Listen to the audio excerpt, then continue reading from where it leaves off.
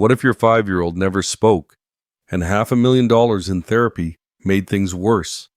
Sophia had the most advanced tech money could buy: AI learning tablets, brainwave trackers, elite specialists. But she sat in silence every single day. The truth nobody told her: billionaire dad. More noise isn't more help. One woman turned off every device and gave Sophia a $5 coloring book. Within a week, Sophia smiled, then drew her first full sentence with crayons. Aisha wasn't a doctor, had no PhD, no tech startup, just a former special ed aide with a gift for seeing the child behind the diagnosis. In this story, you'll see how overstimulation hides potential, why simple human connection can beat the most expensive therapy, and what a red crayon taught a Silicon Valley CEO about fatherhood.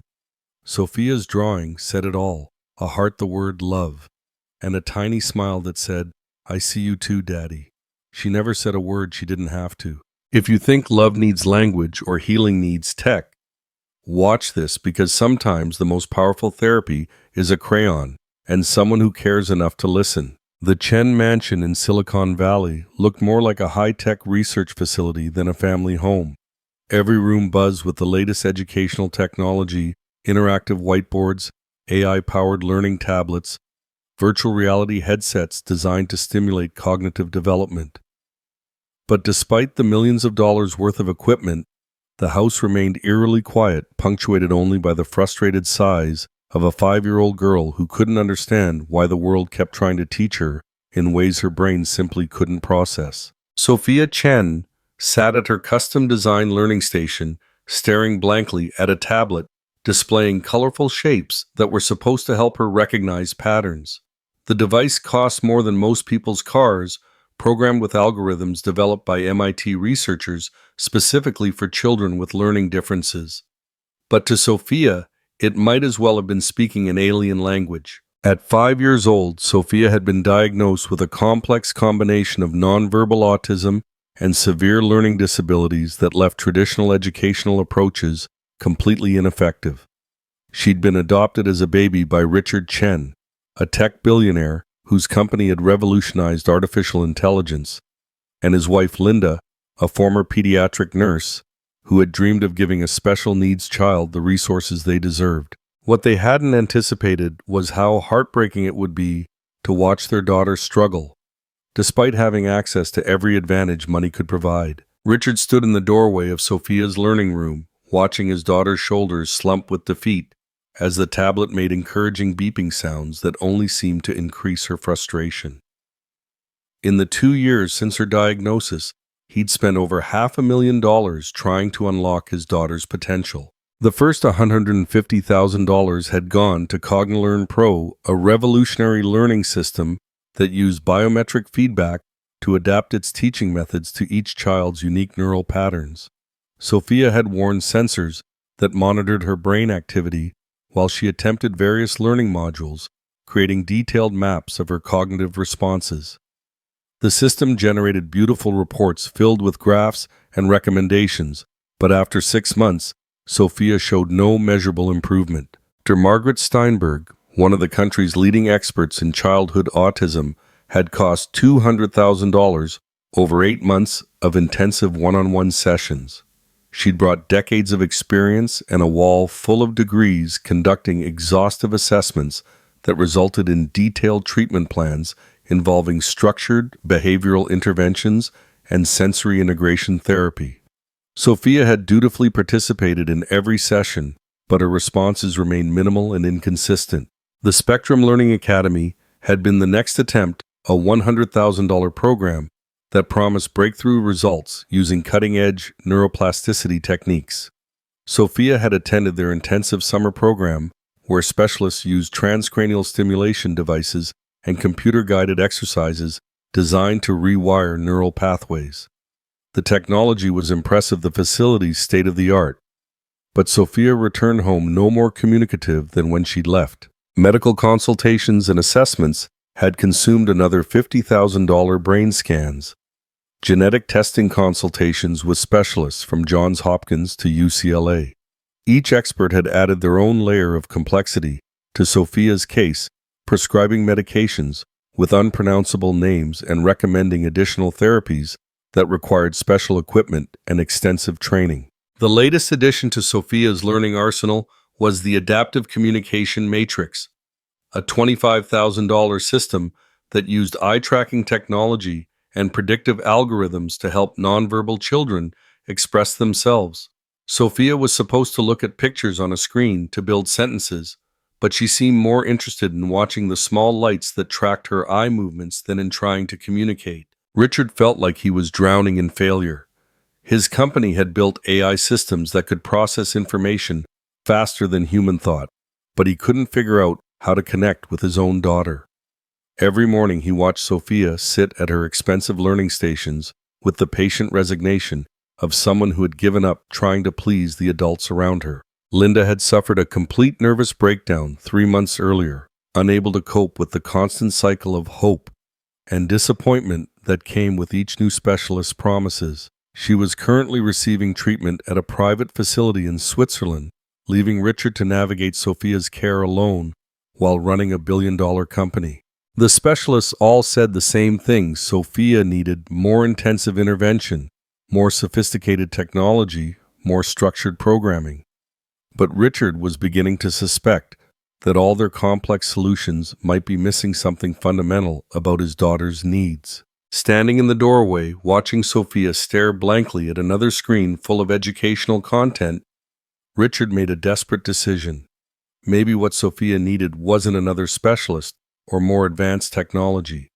Maybe she needed someone who could simply be present with her, who could offer the kind of patient, consistent care that no amount of money seemed able to provide. He needed to hire a full-time caregiver, not another credentialed expert with theories about neural development, but someone who could focus entirely on Sophia's daily needs while he figured out what to do next. The agency sent him files on experienced professionals with impressive backgrounds in special needs care.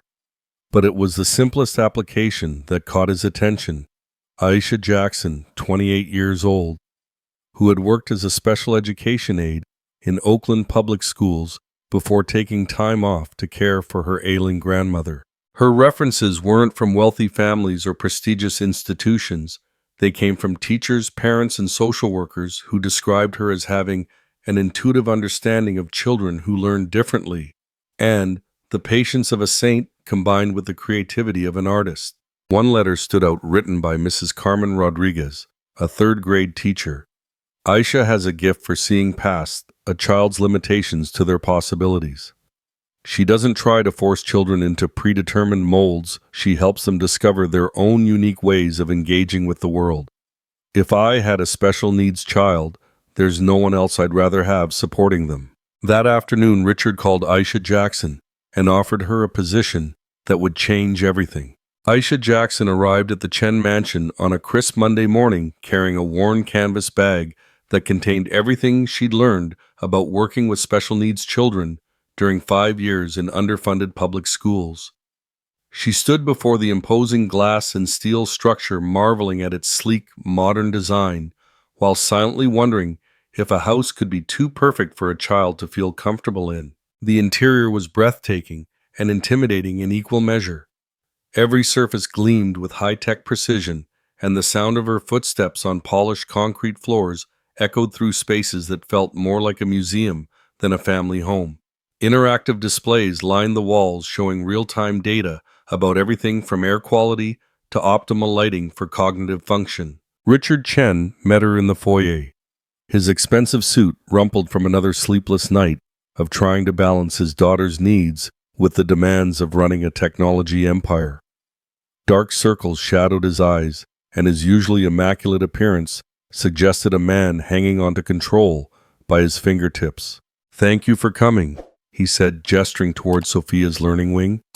"I should prepare you, Sophia isn't like other children. She doesn't speak, rarely makes eye contact, and shows little interest in typical educational activities." The previous caregivers found her unresponsive. As they walked through the house, Richard pointed out the various learning stations and therapeutic equipment that filled nearly every room. "Everything has been designed specifically for her needs," he explained, his voice tinged with desperate pride in the technological solutions he'd assembled. The specialists say consistency and structure are crucial for children with her condition. Aisha nodded politely, but her attention was focused on absorbing the emotional atmosphere of the house. Despite its obvious luxury, something felt sterile and overwhelming about all the beeping devices and flashing screens. She'd worked with many autistic children who became overstimulated in environments with too much sensory input, and this house seemed designed to assault the senses from every direction. They found Sophia in what Richard called her primary learning space, a room filled with more educational technology than most schools could afford. The 5-year-old sat at a curved desk surrounded by 3 different screens, each running programs designed to stimulate different aspects of cognitive development.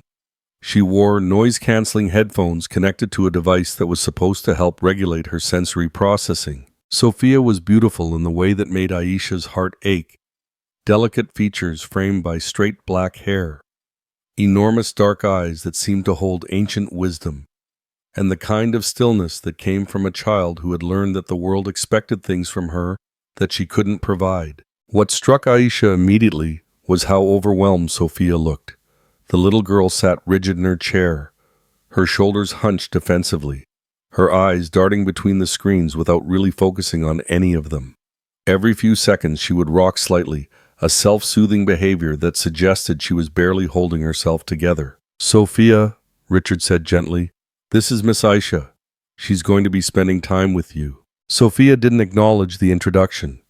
She continued staring at the screens, but Aisha noticed the almost imperceptible increase in her rocking motion, a sign that the presence of another new adult was adding to her stress. After Richard left them alone, Aisha did something that would have horrified the expensive specialists. She began turning off the educational devices one by one. The room gradually grew quieter as screens went dark and the constant electronic humming faded to silence. Sophia's reaction was immediate and telling. Her shoulders began to relax, her rocking slowed, and for the first time she glanced up at Aisha with something approaching curiosity. "Sometimes quiet is better," Aisha said softly, settling into a chair across from Sophia. "All those sounds and lights can make it hard to think, can't they?"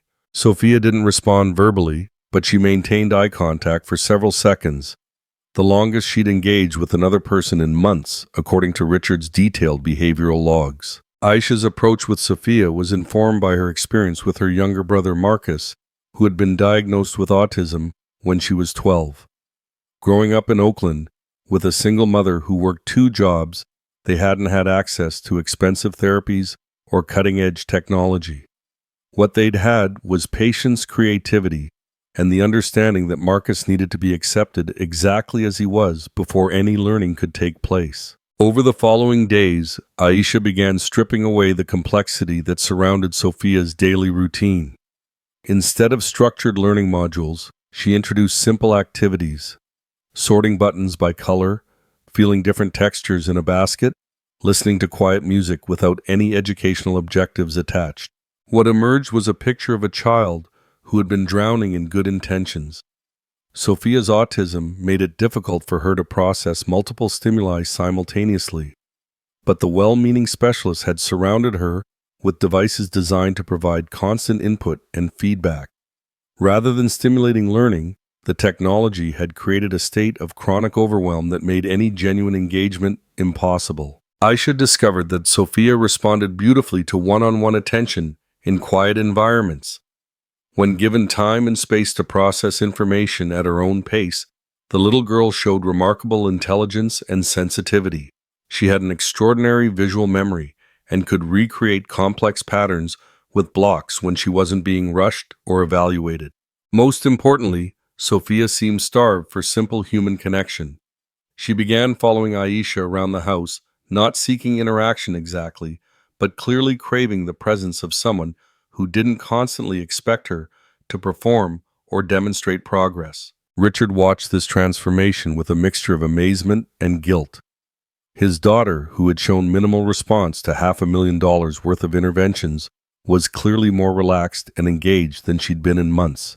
But accepting this meant acknowledging that all his expensive solutions might have been making things worse rather than better. "She's not unresponsive," Aisha explained during one of their daily check-ins. She's overwhelmed. Imagine trying to have a conversation at a rock concert. That's what this house feels like to her sensory system. All those devices you've invested in are creating so much noise that she can't focus on learning anything. The observation stung because it rang true. Richard had approached his daughter's education the same way he approached business problems, by throwing money and technology at them until they were solved. But Sophia wasn't a problem to be solved. She was a child who needed to be understood. "What do you suggest?" he asked, though part of him already knew the answer would require abandoning most of the expensive infrastructure he'd built around Sophia's learning. "Let me try something simple," Aisha said. "Give me a week without any of the devices, any of the structured programs. Just let me spend time with her and see what happens when she's not being constantly stimulated and evaluated." It was the hardest thing Richard had ever agreed to as a parent, setting aside his need to see measurable progress and trusting someone else's judgment about his daughter's needs. But watching Sophia lean against Aisha's side while they quietly looked at picture books together, he realized that maybe the most sophisticated solution was also the simplest one. 3 weeks into Aisha's simplified approach with Sophia, Richard faced his biggest crisis yet. His business partners had called an emergency meeting, not about the company's latest AI breakthrough, but about his distracted leadership and misplaced priorities. The conference room at Chen Technologies buzzed with tension as Richard faced his board of directors and primary investors. James Morrison, the lead venture capitalist who had backed Richard's company from the beginning, led the intervention with the ruthless efficiency of someone who valued profits over personal struggles. "Richard, we're concerned." Morrison began, his tone suggesting anything but sympathy. "Your focus has been scattered for months. The Singapore deal is stalled. The European expansion has hit roadblocks, and frankly, your emotional state is affecting company morale." Richard felt his jaw tighten. "My daughter has special needs. I'm managing her care while my wife receives treatment. I'm doing the best I can to balance." "That's exactly the problem," interrupted Patricia Walsh, another board member. "You're trying to balance when you should be prioritizing. Sophia isn't getting better despite all the money you've thrown at specialists. Maybe it's time to consider that some problems can't be solved." The words hit Richard like a physical blow. "What are you suggesting?" Morrison leaned forward, his expression coldly practical.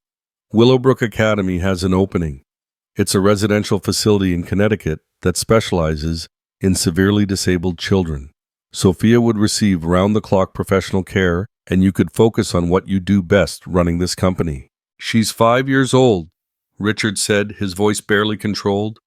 "She's not severely disabled. She's autistic.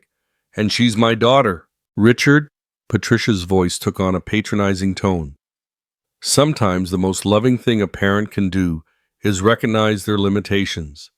You've spent $500,000 on specialists and made no progress. How much more time and money are you going to waste on a situation that clearly isn't improving?" The meeting continued for another hour, with board members presenting financial projections that showed how Richard's distraction was costing the company millions in lost opportunities. They had researched Willowbrook extensively. It was expensive, exclusive, and had an excellent reputation for managing difficult cases. By the time Richard returned home, he felt like he'd been hollowed out from the inside. Maybe his board was right. Maybe he was being selfish, trying to keep Sophia at home when she could receive better care from professionals who weren't emotionally compromised by loving her. He found Aisha and Sophia in the living room, sitting on the floor, surrounded by what looked like arts and crafts supplies. But as Richard looked closer, he realized something was different. For the first time in months, Sophia seemed genuinely engaged with an activity. "What are you working on?" he asked, settling into a nearby chair. Sophia wanted to try drawing.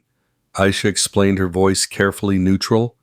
"I picked up some supplies at the drugstore yesterday." Richard's heart sank as he noticed the simple materials: a $5 coloring book, a basic box of crayons, and some plain white paper. After all the sophisticated educational tools he'd provided, his daughter was playing with items that cost less than his morning coffee. "Mr. Chen," Aisha continued, I think Sophia might be trying to communicate something. Look at what she's been drawing. Sophia had created a series of pictures that made Richard catch his breath. They weren't the random scribbles he'd expected from a child with severe developmental delays. They were deliberate, meaningful images that told a story. The first drawing showed a small figure surrounded by large, angular shapes, with jagged lines clearly representing Sophia feeling overwhelmed by all the electronic devices. The second showed the same small figure in an empty space with softer curved lines around it, peaceful and calm. But it was the third drawing that made Richard's eyes fill with tears. Sophia had drawn two figures sitting close together, one larger and one smaller, with a bright yellow circle above them. At the bottom of the page, she had attempted to write letters shaky and imperfect, but unmistakably spelling love. "She drew this for you," Aisha said softly, pointing to a fourth picture that showed a man in a suit, recognizable by the rectangular shape she'd drawn for a tie, holding hands with a small figure. "I think she's been trying to tell us that she understands more than anyone realized." As if responding to their conversation, Sophia looked up from her coloring book and made direct eye contact with her father. For the first time in months, she smiled, not the polite, vacant expression she wore for therapists and specialists, but a real smile full of warmth and recognition. Then, in a moment that would replay in Richard's mind for years to come, Sophia held up her latest drawing. It was a simple picture of a heart, colored in red crayon, with careful attention to staying within the lines. She pointed to the heart, then to herself, then to Richard. "She's saying she loves you," Aisha whispered, her own eyes bright with tears. Richard knelt beside his daughter, accepting the drawing with hands that trembled slightly.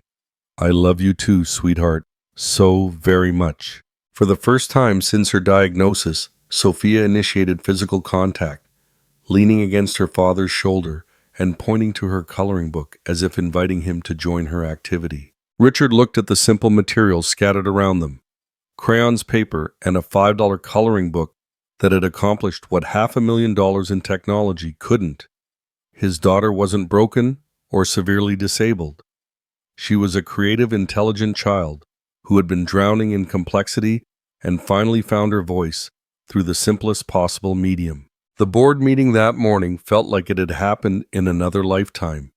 There would be no residential facility, no separation from his family, no prioritizing profit over the people he loved most. 6 months later, the Chen mansion had been transformed into something that actually felt like a home. The high-tech learning stations had been replaced with art supplies, comfortable reading nooks, and spaces designed for quiet creativity rather than constant stimulation. Sophia's breakthrough with drawing had opened doors that no expensive technology had managed to unlock.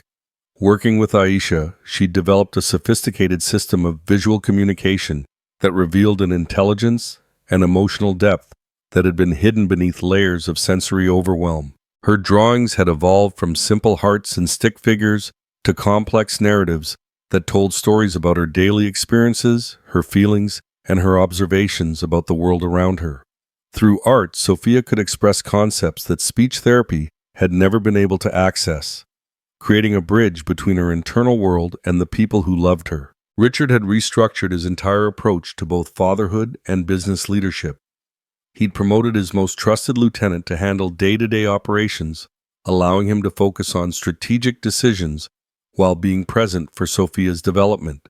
The company had actually become more profitable with his improved work-life balance, proving that his board's ultimatum had been both unnecessary and misguided. Aisha had transitioned from caregiver to family learning coordinator, developing individualized approaches that honored Sophia's unique way of processing information.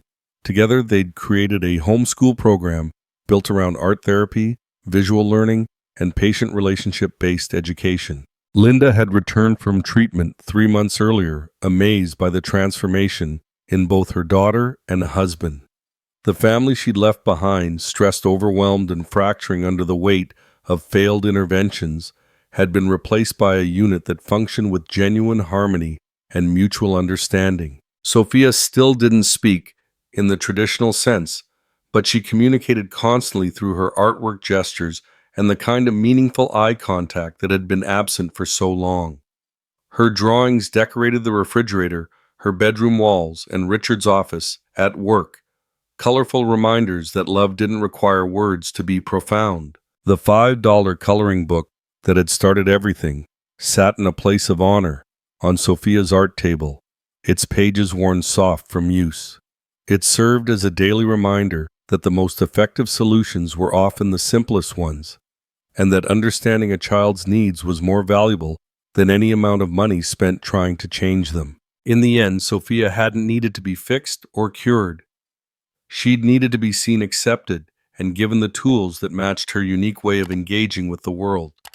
Sometimes the greatest breakthrough came not from pushing harder, but from stepping back and allowing space for authentic connection to grow one crayon drawing at a time.